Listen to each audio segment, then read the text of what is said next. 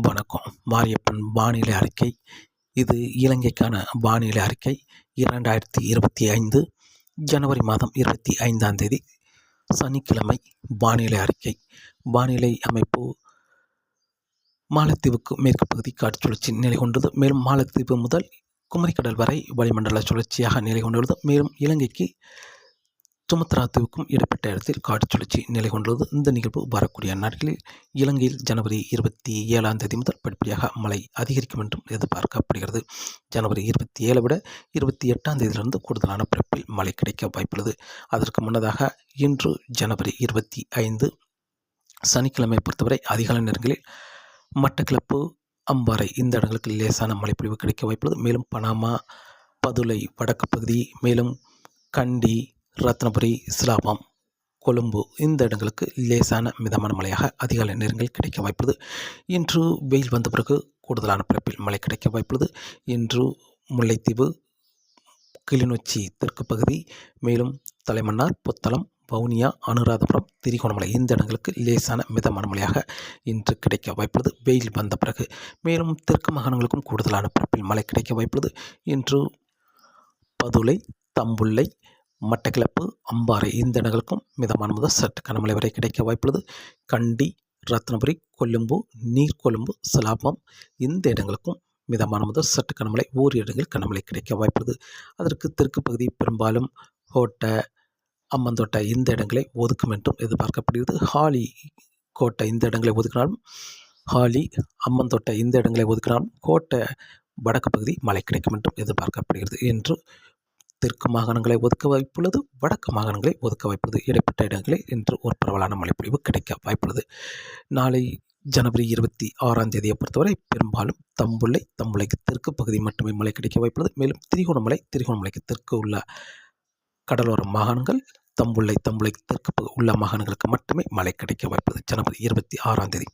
ஜனவரி 27ஆம் தேதியை பொறுத்தவரை பெரும்பாலும் ஹாலி, கோட்டை, அம்மந்தோட்டை, பதுளை, கண்டி, ரத்னபுரி, கொழும்பு, நீர்கொழும்பு இந்த இடங்களுக்கு மட்டுமே மழை கிடைக்க வாய்ப்புள்ளது. ஜனவரி 26ஆம் தேதியை பொறுத்தவரை. ஜனவரி 27ஆம் தேதி சற்று கூடுதலான பரப்பில் மழை கிடைக்க வாய்ப்புள்ளது. திரிகோணமலைக்கு தெற்குள்ள அனைத்து மாகாணங்களுக்கும் மழை கிடைக்க வாய்ப்புள்ளது. ஜனவரி 28ஆம் தேதியும் தெற்கு மாகாணங்களுக்கு மட்டுமே மழை கிடைக்க வாய்ப்புள்ளது. ஜனவரி 29ஆம் தேதியை பொறுத்தவரை மீண்டும் வட மாகாணங்களுக்கு மழை கிடைக்க வாய்ப்புள்ளது. யாழ்ப்பாணம், பருத்தித்துறை, கிளிநொச்சி, முல்லைத்தீவு, தலைமன்னார், புத்தளம், வவுனியா, அனுராதபுரம் இந்த இடங்களுக்கெல்லாம் மழை கிடைக்க வாய்ப்பு. தெற்கு மாகாணங்களுக்கும் மழை கிடைக்க வாய்ப்புள்ளது. ஜனவரி 29ஆம் தேதியை பொறுத்தவரை விட்டு மழை கிடைக்கும் என்றும் எதிர்பார்க்கப்படுகிறது. ஜனவரி 30ஆம் தேதியை பொறுத்தவரை வடக்கு மாகாணங்கள், தெற்கு மாகாணங்களுக்கும் கனமழையாக கிடைக்க வாய்ப்புள்ளது.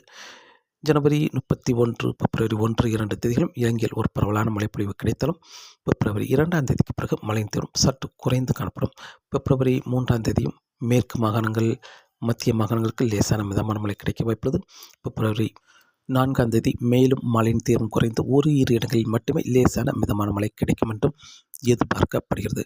காற்றின் வேகத்தை பொறுத்தவரை காற்றின் வேகம் இன்று ஜனவரி 25ஆம் தேதி சனிக்கிழமை பொறுத்தவரை வங்கக்கடலில் காற்றின் வேகம் இலங்கைக்கு வடக்கு பகுதி, கிழக்கு பகுதி காற்றின் வேகம் சற்று அதிகரித்து காணப்படும். 35 முதல் 45 கிலோமீட்டர் வரை காற்றின் வேகம் இருக்க வாய்ப்புள்ளது. வங்கக்கடலை பொறுத்தவரை மன்னார் வளைகுடாவை பொறுத்தவரை 40 முதல் 50 கிலோமீட்டர் வரை காற்றின் வேகம் இருக்க வாய்ப்புள்ளது.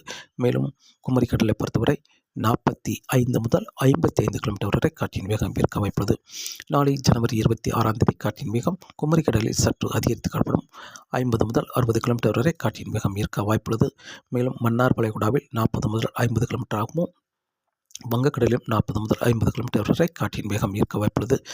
வரக்கூடிய ஜனவரி 29ஆம் தேதி வரை காற்றின் வேகம் சற்று அதிகரித்த வண்ணமாகவே இருக்க வாய்ப்புள்ளது. மீனவர்களுக்கு மீன்பிடிக்க சற்று அச்சுறுத்தும் வகையில் காற்றின் வேகம் இருக்க வாய்ப்புள்ளது. ஜனவரி 30ஆம் தேதி முதல் காற்றின் வேகம் படிப்படியாக குறையும் என்றும் எதிர்பார்க்கப்படுகிறது.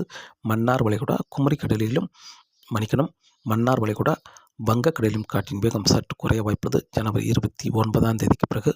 ஆனால் குமரிக்கடலில் காற்றின் வேகம் சற்று அதிகரித்த வண்ணமாகவே இருக்க வாய்ப்புள்ளது ஜனவரி 29ஆம் தேதிக்கு பிறகும். மீனவர்களுக்கு மீன்பிடிக்க வரக்கூடிய நாட்கள் ஜனவரி 29ஆம் தேதி வரை காற்று அச்சுறுத்தும் வகையில் இருக்கும் என்றும் எதிர்பார்க்கப்படுகிறது. தொடர்ந்து வானிலை அறிக்கையை கேட்டு பயன்பெறுங்கள். மீண்டும் சந்திப்போம். நன்றி, வணக்கம்.